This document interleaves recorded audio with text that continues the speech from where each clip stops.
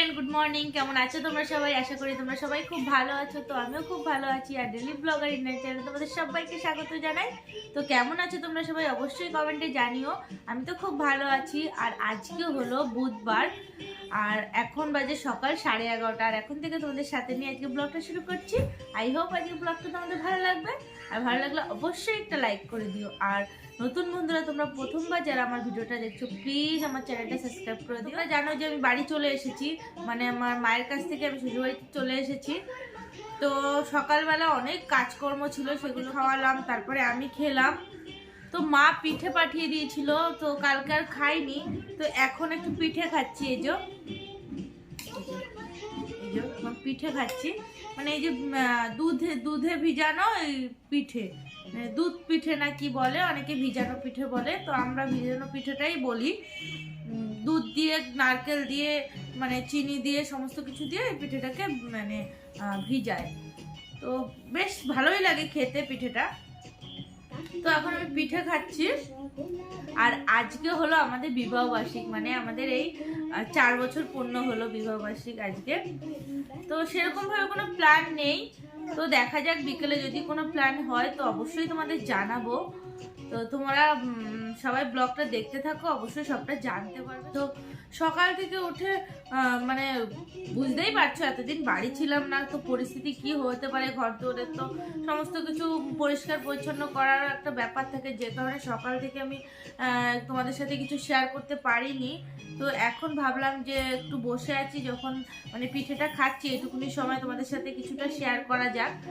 তো সেটাই চেষ্টা করলাম। তো তোমরা ব্লগটা দেখতে থাকো, যতটা সম্ভব তোমাদের সাথে শেয়ার করার চেষ্টা করবো। না মাম্মা,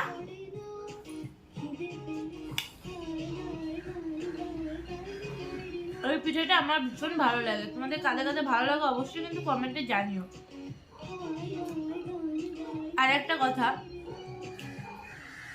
তোমরা যারা যারা আমার ভিডিওটা দেখছো, প্লিজ আমার ভিডিওটা দেখে একটা লাইক করো। আমার ভিডিওটা লাইক করো না, তাহলে আমি মাম্মা তাহলে আমি একটু উৎসাহ পাই ভিডিও করার।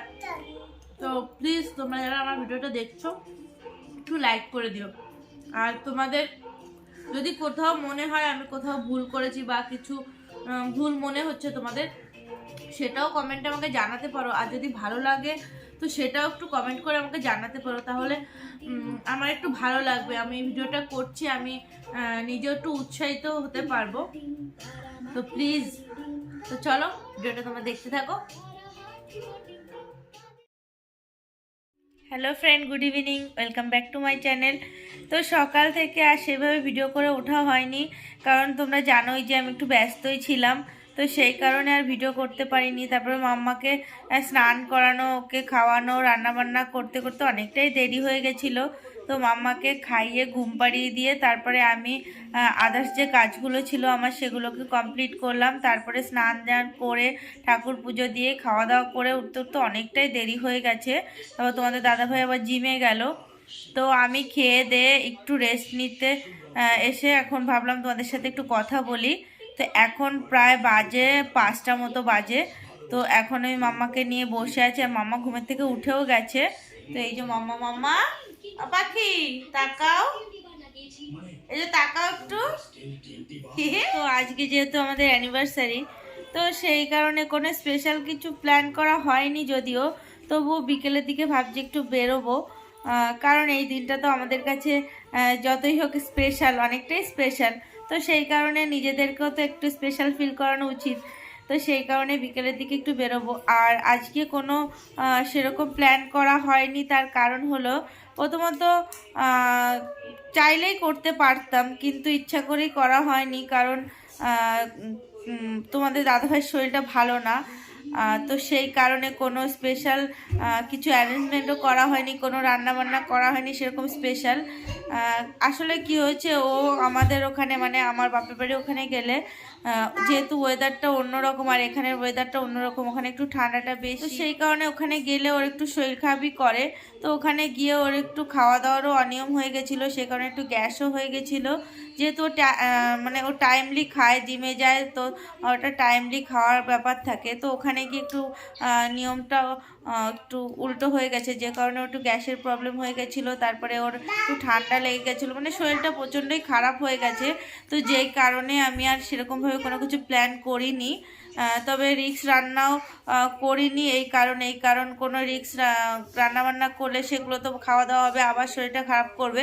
তো সেই কারণে হয়ে ওঠেনি কোনো কিছু করা। তো তবুও আজকের দিনটা এরকমভাবে একটু মেলা মেলা টাইপসে কীরকম লাগে না, যতই হোক বছরে তো একদিনই এরকম একটা স্পেশাল ডে আসে না। তো সেই কারণে ভাবছি বিকেলের দিকে একটু বেরোবো দুজনে। তো তোমরাও ব্লগটা দেখতে থাকো, তোমাদের সাথে অবশ্যই বিকেলে বেরিয়ে কথা হবে। তোমাদের দাদাভাই জিম থেকে আসবে, তারপরে বেরোবো। তো চলো, তো আমরা সবাই রেডি হয়ে গেছি আর আমরা এখন বেরোচ্ছি। তোমাদের দাদাভাই গ্রিলে তালা দিচ্ছে। কি ঠান্ডা বাইরে মাম্মা,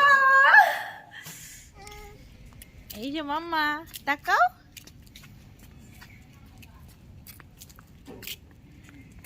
আমরা বেরিয়ে পড়েছি, বাইরে কি ঠান্ডা, আমরা পুরো প্যাকড হয়ে এসেছি। মাম্মাকে তো পুরো প্যাকিং করে নিয়েছি, শুধু হাত মোজাটাই বাকি। তো চলো, তোমরাও চলো। মাম্মা এটা টাকা, এই যে টাকা, ফুক্কা দেবো, ফুক্কা দেবো। চলো আমরা হাঁটি। হবে না, কোলে নাও তুমি।